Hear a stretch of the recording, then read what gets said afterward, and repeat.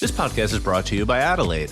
Media verification and measurement are undergoing major disruption. Legacy players are pivoting to performance advertising, AI is reshaping brand safety, and attention is replacing viewability. Adelaide is leading this shift with AU, a new way to assess media quality that scores placements based on their potential to drive attention and outcomes before your ads run.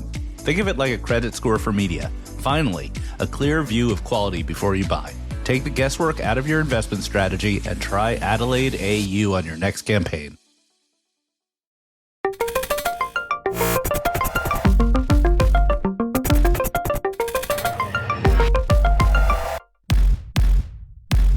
Welcome to the Monopoly Report. The Monopoly Report is dedicated to chronicling and analyzing the impact of antitrust and other regulations on the global advertising economy. If you are new to the Monopoly Report, you can subscribe to our weekly newsletter at monopoly.marketecture.tv, and you can check out all of the Monopoly Report podcasts at monopolyreportpod.com. I'm Alan Chapell. Today, my guest is Richard Kramer from Arete Research. Richard and I are going to talk about the various scenarios around Google's antitrust remedies. Well, let's get to it. Hey, Richard, thanks for coming on the pod. How are you? I'm doing okay. It's a beautiful spring day in London. Ah, fantastic. Similar in New York City. Just loving it. Love springtime. I'm sure the business folks on my pod know who you are, but maybe some of the regulatory people less so. So why don't you give just a minute on your background and who you are so they know where you're coming from? My company, Arete Research, that I founded back in 2000, just coming up to its, or just past its 25th birthday. Our job is to help investors understand what they're investing in without conflicts of interest. So we're really trying to be the antidote to the sycophants and stenographers on Wall Street, the guys who do congratulations on a great quarter and ask, how should we think about?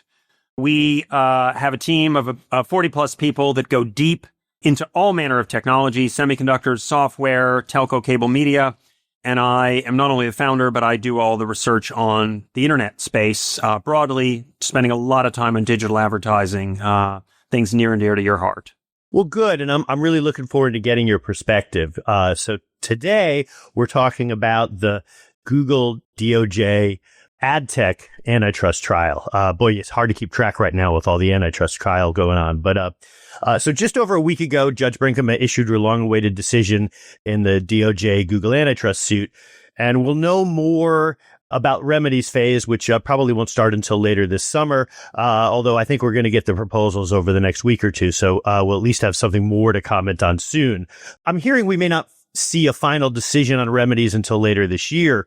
Meanwhile, we've got plenty of time to speculate on, remedies for this case. And so separately, we've got the remedies trial underway in the Google search antitrust proceeding. And so one of the reasons I wanted to have you on, Richard, is to get a sense of how the various remedy scenarios are likely to play out. So first, what's your opinion on the various remedies being proposed in the search case? So let's walk through each. I mean, just high level, you've got, modification of distribution agreements. You've got changes to the site indexing methods, requirement of Google to license practically all of its search data from the search index to its results to any competitor who wants it. And then the big one, I think, is divestment of Chrome. First, is there anything else really being discussed? And then second, what are your thoughts on how any of those scenarios are going to play out? So we wrote a piece last autumn about how we viewed the two cases together. And I've always had the view, I'll touch on each of those individual options in a moment, but I've always had the view that this would ultimately come to some sort of settlement. Now, I don't think there are smoke-filled rooms anymore with long conference tables of both sides represented by umpteen lawyers on each side. You might have been in those long smoke-filled conference rooms back in the day.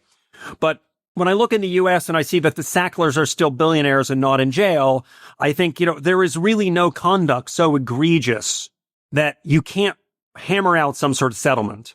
And I think what we're seeing right now in the laundry list you gave us is the DOJ's wish list or asks, and that needs to be set against the practical realities of what's doable. And I think there's some real limitations on some of those options that have been proposed. I'll give you one simple example. I don't think the DOJ wants to bring on a bunch of behavioral remedies in which they have to appoint a white shoe law firm to spend a lot of time monitoring the internal conduct of Google. I think that's impractical. So, when you start to look at some of those potential remedies, if they involve that behavioral modification that you're going to be overseeing for the next 5 years, I think they're non-starters. And equally, one other thing, and then I'll stop and we can dig in on whichever your favorite of the options are. I think you have to look at the practical market implications of potentially making the problem that you were trying to solve even worse. So, as just a very quick thought on that, if you would make the Google Search API available to anyone, and let's not talk about what it costs Google to collect all that data and what they charge for API access, the number of companies that would have the cloud computing resource to process 5 trillion queries a day or a month or a year or whatever it is are going to be the other big tech companies, the ones that you're trying to curtail as monopoly powers. So you don't want to try to solve one problem and turn around and create a larger problem, handing the keys from one set of monopoly providers to someone else to recreate an alternative monopoly. So I'll stop there and we can go into the details of each of the individual cases, but I do expect this will ultimately come out in a settlement. The DOJ needs a win. If not, Google will take the extend and pretend, delay and pray strategy of endless appeals, and there are likely, as you and I would probably both agree, to be some sort of injunctions with the remedies so that they just can't ignore the thing altogether until the final appeal is exhausted. I would agree with that. I would build on, I think, what your first point was. It's not even just that I don't think anybody wants to set up some technical committee, which has to be monitored. And heck, you can see what they've done with the UK CMA process with respect to the Privacy Sandbox. I said they have run circles around the CMA for for years now, and almost embarrassingly. But one of the things that the DOJ is doing here, which is really smart in the Remedies trial, is they are pointing to an analogous case in the EU where Microsoft made a request for data pursuant to the Digital Markets Act in the EU. And what they found is like a year later, Microsoft got somewhere around 1 or 2% of the data that we requested. And Google said, oh, well, there's privacy and intellectual property and oh boy, it's just really, really hard to get that data, et cetera. A whole bunch of things that are at best questionable. But the net is, the idea that you're going to make Google data available to others, I think, is a really difficult road to go down. So what I suspect the DOJ is doing is providing examples so as to say, look, you can do all those other behavioral remedies, but if you don't divest Chrome, this whole thing is a non-starter. And I think that's where they're going with this. I'd love your thoughts. Yeah, I have a bit of a problem with that. And a shout out to my good friend, Brendan Eich, who is the CEO of the Brave and founder of the Brave browser. I can tell you from my long and tortured conversations with Brendan, having a standalone browser business model is a very, very tough go, especially if you want to be less outwardly and repulsively creepy as the Perplexity CEO has suggested his browser might be. And maybe some portion of the population is comfortable with that, but maybe many others aren't. And privacy regulators probably would watch what the Perplexity CEO says and just roll their eyes. I would love your thoughts on that. But my issue with the divestiture of Chrome is I don't necessarily see a very strong standalone business model for a browser per se. And Exhibit A is Firefox, which has lurched from, being effectively reliant on one source of subsidy from one large tech giant to becoming reliant on another source of subsidy from another tech giant, and really done bugger all in terms of tech development with all that money that it's collected, other than prop up the Mozilla Foundation. So I'm really struggling with a lot of the aspects of this case because there's a wish fulfillment element to them. Let's give you one very concrete example. You could suggest that all these other companies might wish to become major players in search-based advertising, but you have an entire SEO world out there and an entire SME universe of tens of billions of millions of advertisers that are used to using AdSense and AdWords and keyword bidding and understand Google. And you can't just magic up a competitor which has that kind of reach and that kind of business system set up and to make use of all of that data. So I think there's some some wish fulfillment elements to the case that say, oh, well, we snap our fingers, get Google to divest Chrome, someone else independent will buy it and create a massive scale competitor in collecting signal. And I think that's many steps or many moves on the chessboard down the road, not really what the DOJ had in mind. I think it was kind of maybe an 11th hour amendment that thought this is a way we can really hurt Google and bring them to the table. Well, the one thing it does do is it really cuts into the distribution, which is a key way that Google perpetuates its monopoly. I will agree with you. By the way, regarding Perplexity, I actually have a poll going in LinkedIn just this week about this, where I'm trying to get some folks' opinions. I think that there's a huge challenge within the browser market because you're right that there's no great way to monetize.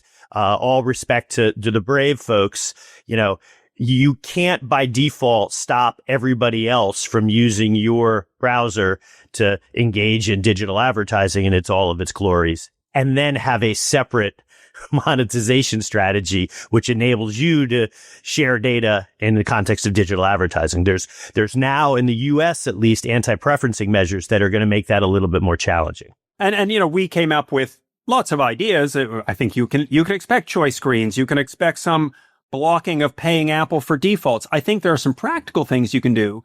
But the other interesting thing that the DOJ seems not to have really thought through, both in the Google case and the Apple case, I think, is if you go to the three dots up in the top right-hand corner of Chrome, and I use Brave, so I don't use Chrome regularly, but you'll see that behind Chrome sits a veritable spider's web of other APIs for Maps and YouTube and Gmail and Drive and many other Google services. And the idea that you can extract that one silken thread, strong as it may be, we know spiders' webs are very huge tensile strength, you can extract that one web that says Chrome from all the other aspects of things it's connected to via APIs and signal collection that it is happening outside of the Chrome browser, and magically solve the search-based advertising problem, to me seems, again, wish fulfillment or naive or hopeful, depending on how you want to put it. I don't think that there is the way to cut the Gordian knot in one swift stroke. So I think the one thing that you and I agree on is that this is a choose your adventure of bad options. Yes. I think where we might disagree is which one is the least bad option. Worst, yeah. I am a little bit more in the break the darn thing up into as many pieces as you possibly can and hope for the best. But I get that that's brings its own set of challenges. I am just also of the mind that anything that requires Google to open itself up more or technical committees is a bit of a fool's errand too. And by the way, I'm 51-49 that the browser divestment is the least bad option. I don't even know that we diverge that much. And one of the things, several things you've said spur these great sort of memories for me. Probably for 10 years, I've been saying open is a 4-letter word to big tech. They want open nothing. And one other thing we haven't touched on with respect to divestment is Chromium. And I'm not even sure you need 1,000 or 2,000 engineers to sustain this development. And who's going to pay for that? And there's, again, I absolutely cringe when I hear what I think is, and I don't want to be too strong about this, but I think the DuckDuckGos of the world are largely fraudulent. They're marketing shells for Bing, right? We know that behind them sits Bing or EcoAsia or these sort of these browser front ends, and they're talking about, oh, well, we'd love to buy Chrome. Well, yes, I'd love to have all of downtown Manhattan real estate, but that doesn't mean I'm a suitable landlord for millions of tenants. You cannot simply, or you have an investment banker testify at the trial, oh, yeah, it'd be a very attractive property. Well, what do bankers always say? I feel like they haven't thought through all of those unintended consequences. Not that I'm here to pump the tires of Google being found a monopolist in two separate cases, but I'm representing the view that I constantly communicate with investors. And they ask me, so what are the financial implications of this? And we can look at potential loss of query volume, or we can look at alternative ways of collecting signal and try to decide the extent to which Google would still have a search-based advertising business if it didn't have access to the Chrome browser. Now, the first thing, if they lost Chrome, they would be asking for is, well, hey, we're on the outside sitting in, so give us API access. Let us see everything that happens in that browser. And, this obviously is something that would happen many years down the road, but it creates the reciprocity question of, is someone who collects all that data in the browser going to share it with other parties? Yeah, that's the bazillion-dollar question right there, because to date, browsers are still in this transition period where they're kind of having their cake and eating it too, all of them, where there's we need to protect users. And then there's an asterisk to that statement that's been added over the years, which is like, so we can monetize the heck out of them ourselves. And you can talk to me about privacy enhancing technologies that we're using. And that's all fair enough. But at the end of the day, you are still using a string of website visits, which has its own publisher IP considerations. And you're using that to monetize the user base. And, the idea that you get to do that and nobody else does, I just don't think it's just not how the digital media world has operated over these last, 25 years or so. So let me throw out a couple crazy ideas we put out there. One is that I think there will be a new relationship forged, much as the DOJ will despise this outcome, between Apple and Google. So Apple has an interest to keep tens of billions of dollars flowing from Google to them, and equally has clearly not covered itself in glory in terms of how it's developed, pursued, and rolled out Apple Intelligence, TBD, at the best of, to be charitable, and a massive screw up to be less charitable. And they need a back-end model or set of models behind Siri. Google wants to have distribution for Gemini and its family of models. And as Apple said, when it launched Apple Intelligence with some ChatGPT tools embedded in writing emails, we will not have exclusive relationships. So I suspect that the prevention of or injunction that comes down in August that says Google shall not pay Apple for default position as a search provider in Safari will be translated into a commercial arrangement between Apple and Google for providing models or intelligence to power the next generation of Siri. The money will still flow in the same direction. Google will still get distribution for its models. And then if the feds want to throw up their hands and say, you can't do this, they'll punch the chess clock and say, let's start the whole rodeo all over again. Yeah, there's just too many scenarios here where we end up right back in the same place we were 2 years ago. Speaking of Privacy Sandbox, there we go. Since 2019, we have heard that Google is in the interests of all of the CPOs you speak to, those privacy zealots. They want to protect us all from the scourge of third-party cookies, and now they don't. Well, one thing that I'm really surprised is just doesn't get any mention at all with respect to the sandbox and third-party cookie deprecation. A lot of that was based on the idea that Chrome needs to compete with the other browsers.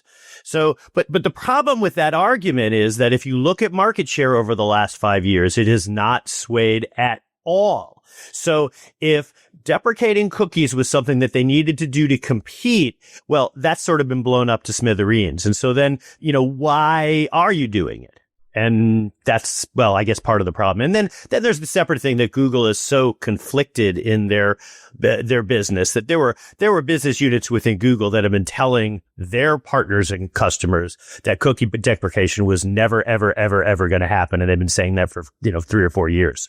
Yeah, look, I think there are multiple contexts for this. Obviously, there's a European context in which Apple has just been dinged by the French competition authorities, likely to happen as well by the German competition authorities, for self-preferencing. If you want to put it in other ways, you can call it other things, but the idea that they had an opt-in to their own data collection of IDFAs for their own services, but a double consent required not to opt out of data collection for any third-party services. And that was clearly ruled upon in Europe, and having a consent prompt in the same markets under similar conditions for Google for Privacy Sandbox would have been very difficult, in my view. It would have been a gift from the gods to the regulators and saying, well, we've seen this movie before. You want to opt everyone else out, but potentially opt yourselves in. And we never got a very clear view of what would happen in the PAPI. Very, very smart people, much smarter than me, that are deep in the weeds of ad tech, always ask me, what's the governance of this PAPI? And when will Google start charging for API access?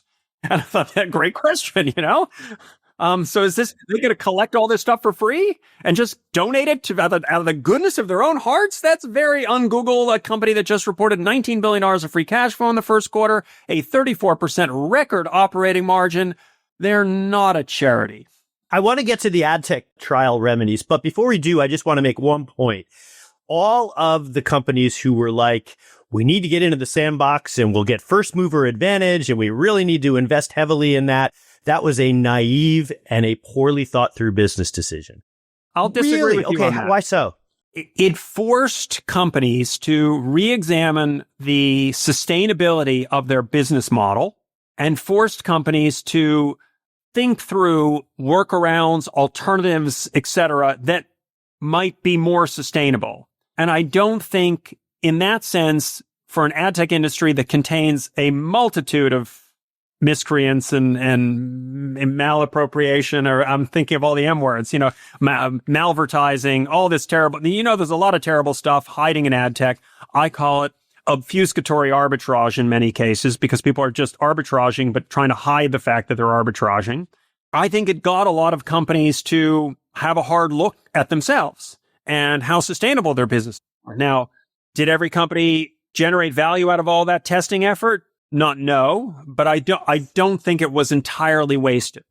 Okay, that's a separate question. If your question is, were companies wise to invest into alternative methodologies and privacy enhancing? I am right there with you and actually would go the opposite argument where I think collectively we have not invested enough. The thing that I have a problem with is like assuming after everything we've seen Google do over particularly the last 10 years, assuming that the mechanism that they built was going to be something that you could build a sustainable business off of was naive. I don't think there's any other way to see that. But I don't, covering companies like Criteo, which did a lot of work in testing, I don't think they were building their business on the Privacy Sandbox being everywhere. You can see they have pivoted broadly to retail media where Privacy Sandbox is neither here nor there. It's using first party data that retailers, ably collect because they want to deliver to the Chapell household the things that you ordered, and they need your address and your credit card and they actually need your data.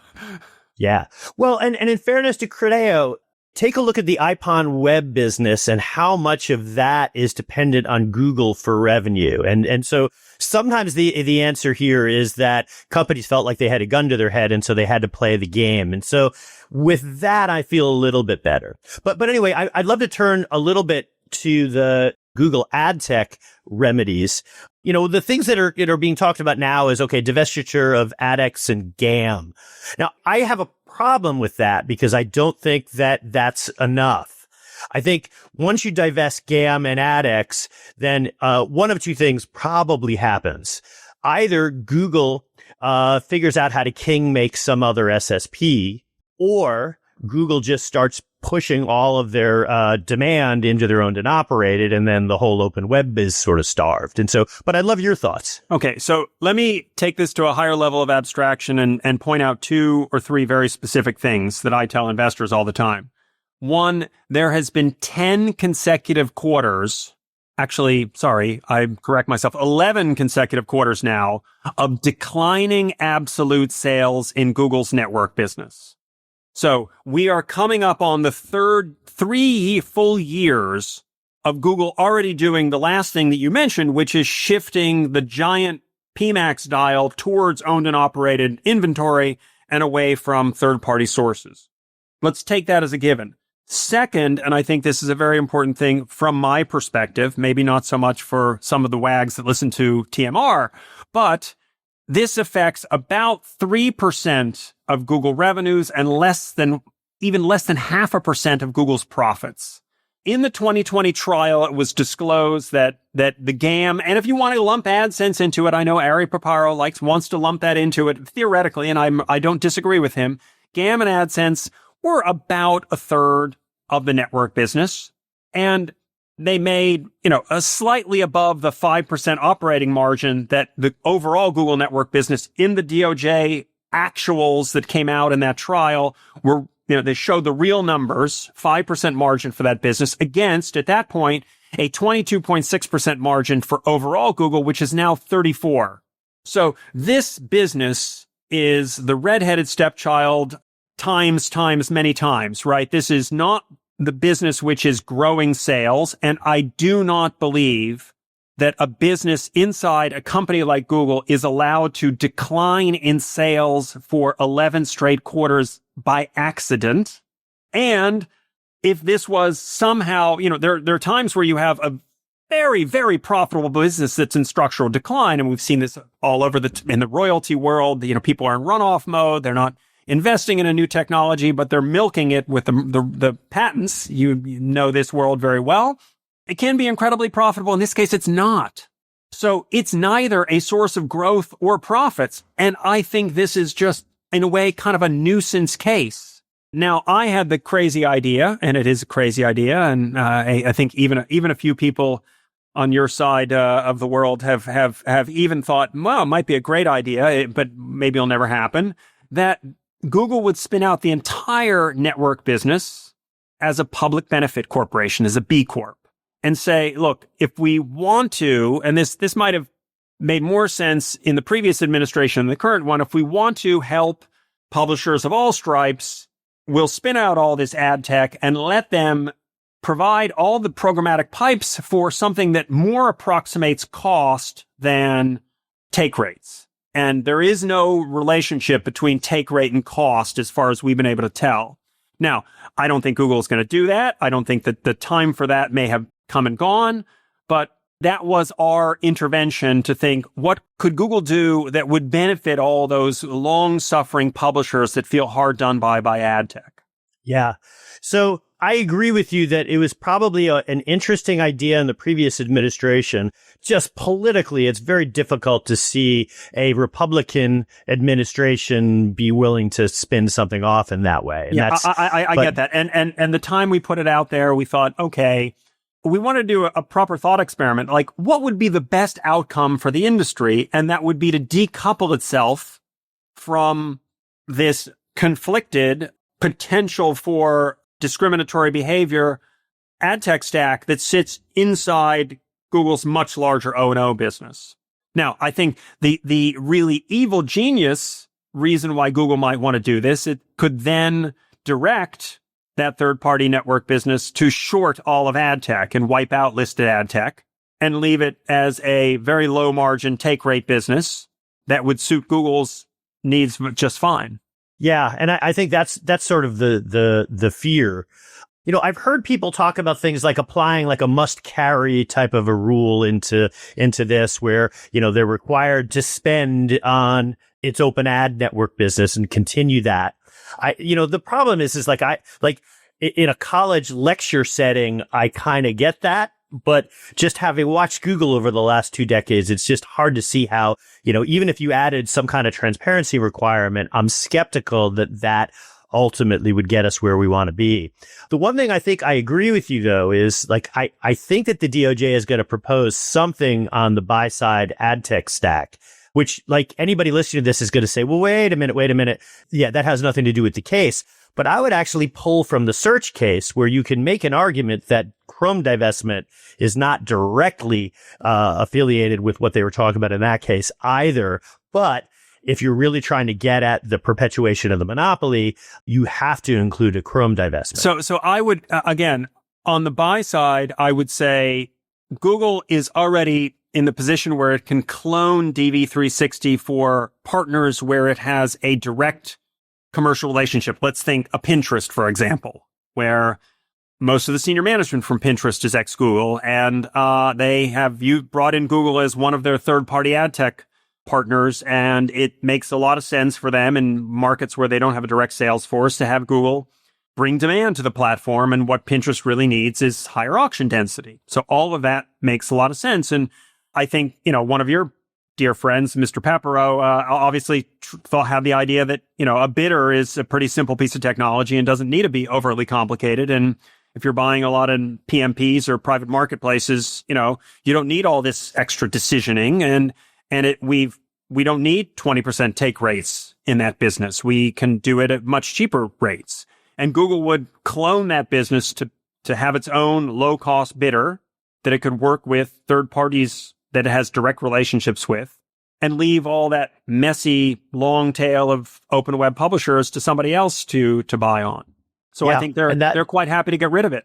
Now, I've always thought that publishers had this sort of omerta code of silence. They didn't want to speak out against Google because it was their principal source of revenues. And you obviously saw a few of them break ranks in the ad tech trial and be willing to stand up and say, well, this is how difficult it is having one major source of revenue if you're a Gannett or a Daily Mail or others.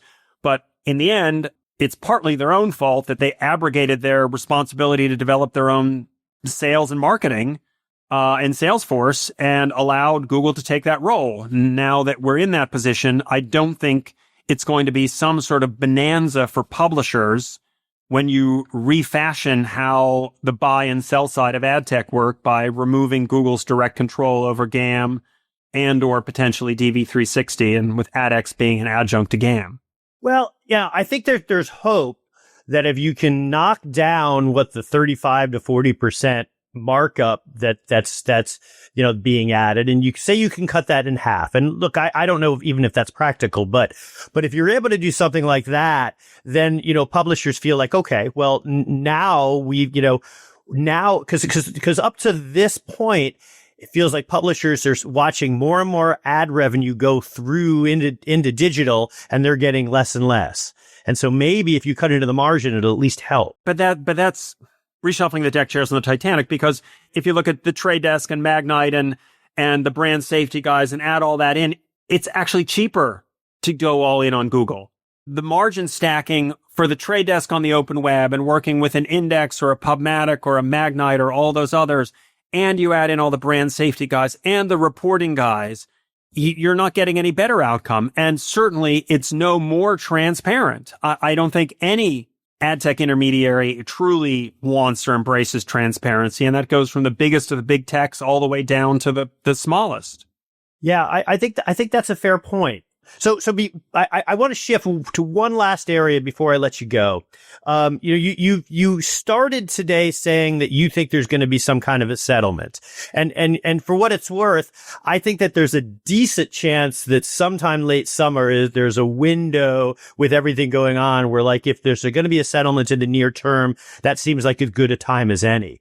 But in order to get there, you've got, just off the top of my head, you've got Canada, you've got the European Commission, you've got, the separate state antitrust case. You get a whole bunch of balls in the air. Now, how does one juggle all of this, all of those considerations, or you just think DOJ is going to lead, everybody's going to follow, or get the hell out of the way? That's a great question. You had a wonderful early precursor test case with the ACCC in Australia where we were going to bring these companies to heel and take them to the mat and show them what's what until Rupert Murdoch signed a $250 million deal, and that was all fine, right? When I look at it from a investor point of view, I am able to notice that I think there was a $427 million increase in G&A this first quarter on last year attributed to legal and other matters. So, Google may be spending $1 billion to $2 billion in overheads right now on fighting all these cases around the world. And it's a nuisance and it's a pain in the butt. And when I've talked to my friend Damien Girardin here in Europe, he's always had the view that at some point it just becomes too painful for them to play whack-a-mole with regulators around the world and try to opt for some sort of global settlement. I think given the provenance of where Google sits and its largest business, largest market by far, and I want to be careful with my words because I have my UK and my European passport as well as my US one, I think it will largely be taken as a global settlement with maybe Europe as an exception. And I would imagine they want to craft the contours of that sort of settlement so that it doesn't become a full employment program downstream for lawyers that want to pick apart bits of it. And I think if ultimately, I'm a little surprised that Google hasn't been willing to do this, but I take it probably comes from the culture of its chief legal officer who told people back in 2008 to destroy all chat records and so forth. It was a bit beyond the pale. But, at some point, you would want to imagine that Google would just like to move on from all this because their senior executives don't want to waste time being summoned for depositions and constant updates from the legal team and have to think about that. And it's not being brought to the attention of investors, partly because of the way Google carefully manicures communications. You know, they never let me ask a question on their conference calls, unlike some other big tech companies. And there were, on the last first quarter conference call, not a single question about antitrust or Privacy Sandbox. It's as if it wasn't happening. Nothing to see here. Move right along. And I attribute that to the famous quotation from Upton Sinclair: never expect a man to understand something when his job depends on not understanding it. I think that Google has been pushing or offering to divest its network business for years now. But the thing that needs to happen in order for them to get there is, I mean, this is kind of an obvious statement, but I don't think it gets mentioned enough. Like, it has to be painful enough that the alternative of just delaying for the next 5 to 7 years, is got to be worse for Google. And there's only really two things in the back of my mind that make it worse for Google. Number one is if the DOJ decides to start really thinking about, jail sentences for senior Google officials, which look, anything is possible, but we don't really do that here. I mean, for better or worse, if the Sackler family is still out enjoying most of their money, then I think that is probably off the table. So the second thing is, does all of this a controversy and distraction keep Google from winning the AI race? And that, I think, is the one. Yep. And that's the one that I think that might get them to the table to maybe give up some things that they don't want to give up. Yeah. And again, you need a culture change of you may need leadership changes. You may need to move on from some of the legal staff that they have that have been very pugnacious in terms of how they handle themselves at the trial. It's also, I had my 5 reasons that I've had since I told them to Scott Galloway when he was writing the big tech breakup story back in 2019. The 5 reasons why you don't break up big tech. They're the national champions of the U.S. They're huge federal taxpayers. Would you like a data center in your district, Mr. Congressman? Right? Would you like us to spend $50 billion on R&D and $75 billion on CapEx this year? Yes, we would. They are immense companies in terms of collecting revenue from other countries and remitting it back to the U.S. So think of them in terms of the services deficit that Europe has with the U.S. And finally, who's going to fight the Chinese on AI? And they wave that flag whenever they can. So there's all these reasons. Oh, I forgot my favorite first one, which is, unless you think Snowden was a total fantasist, the Google and Meta and these companies are entirely working hand in glove with the NSA and the CIA, because the NSA and CIA, if they were really smart, would have invented Facebook and Google. But since they didn't, they just figured out a way to get backdoor co-optation of them. And I think the Wiz acquisition, in our view, is Google positioning itself to become a defense contractor to the U.S. Government, much like Palantir or others, and saying, well, you do want our help with all this high-end stuff, and we do have the largest data center estate outside of the NSA, so aren't these useful assets for us against the Chinese? Yeah, I think that's ultimately going to be the argument. Well, let's leave it there. This has been a fantastic discussion, Richard. I really, really appreciate you coming on and sharing your thoughts. I'll love to hear what your audience thinks of some of our crazier ideas. I think there would have been a time for the Network B Corp, but I think sadly we agree in this administration it's a lot less likely than it might have been under the last one. Well, just one more thought, and I'm going to write about this week, is I actually think it would be helpful for our industry if the folks at Google would apologize. I know that sounds like a crazy idea, and it's never going to happen, but I still think that they should. And more to the point, I actually think that folks within our industry should be pushing them to apologize. Yeah, I'm dealing with stock prices and earnings, and companies have warnings, and it's always about, did the executives know? What did they know? When did they know? That sort of thing. There's always a bunch of ambulance chasing lawyers that go after the companies where they have profit warnings and the stock falls. I can tell you from speaking to plenty of managements, they never have perfect information.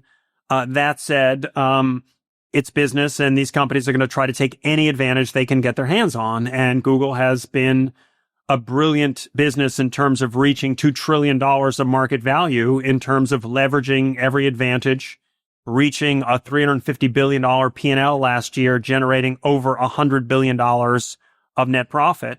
it's an incredibly successful business. And I think they're not about to apologize for that. I think you can hold your breath for a very long time and they won't take any notice. Fair point. And, there's only so much of my own time I want to spend trying to be Gandhi. Right. But nonetheless, I'm gonna throw that out there, and we'll see what the rest of the market thinks. I'm not holding my breath. I missed the apology on the conference call. I missed any discussion whatsoever that this company was engaged in 2 antitrust trials at the DOJ. So even acknowledging that for a start would be interesting to see it in the prepared remarks. Well, Richard, thank you so much for the conversation. This has been a lot of fun. My pleasure. That was a great conversation. We've got a bunch of other fantastic guests coming up on the Monopoly Report podcast over the next few weeks. Please subscribe to the show at monopolyreportpod.com or on Spotify, Apple, YouTube, or wherever you listen to your podcasts. And thanks for listening. Thank you for listening to the Marketecture Podcast. New episodes come out every Friday, and an insightful vendor interview is published each Monday. You can subscribe to our library of hundreds of executive interviews at marketecture.tv. You can also sign up for free for our weekly newsletter with my original strategic insights on the week's news at news.marketecture.tv. And if you're feeling social, we operate a vibrant Slack community that you can apply to join at adtechgod.com.